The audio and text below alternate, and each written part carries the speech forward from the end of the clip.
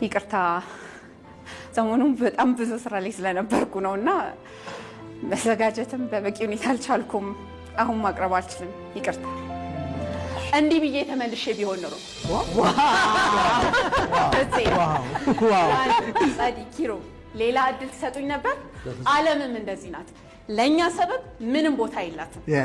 ሰበብ ከጥንት ጀምሮ የነበረ የሰው ልጆች መጥፎ ልማድ ነው።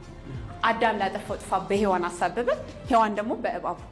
ነገር ግን ያ ሰበባቸው ከገነት ከመባረር አላዳናቸው። የእናቴ መቀነት አደናቅፎ ጣለኝ፣ ሰው የለኝም፣ ገንዘብ የለኝም፣ ጊዜው አሁን አይደለም እያለን የደረደርናቸው ሰበቦች ምን ውጤት አመጡልን? የድንጋይ ሰበባችን ብዙ ሰበቦችን በደረደርን ቁጥር ሸክማችንን ከባድ እናደርገዋለን። ይህም ድንጋዮችን ተሸክሞ ተራራ ላይ ለመውጣት እንደመሞከር ነው። ያም ደግሞ ትልቁ ህልማችንን ለማሳካት የምናደርገው ጥረት ፈታኝ ያደርግብናል። ይልቁንም እነዚህን ድንጋዮች እንደ መረማመጃ መወጣጫ ብንጠቀማቸው ያሰብነው ከፍታ በጊዜው እንደርሳለን።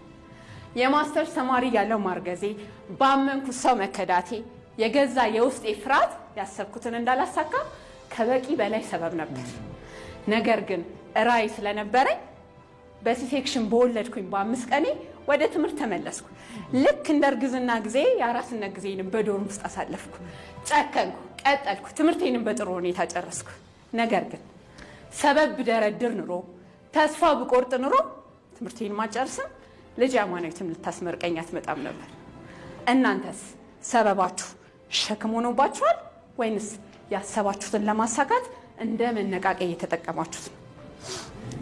ይህ ድንጋይ ለሰበበኛ ሰው እንቅፋት፣ ለጨከነ፣ ለወሰነ፣ ለሚሞክር ራዕይ ላለው ደግሞ ልክ ጥሩ ግንበኛ መሰረቱን እንደሚሰራበት ህልሙን ይገነባበታል። ድንጋያችሁን አንሱ፣ ህልማችሁን ገንቡበት። አመሰግናለሁ።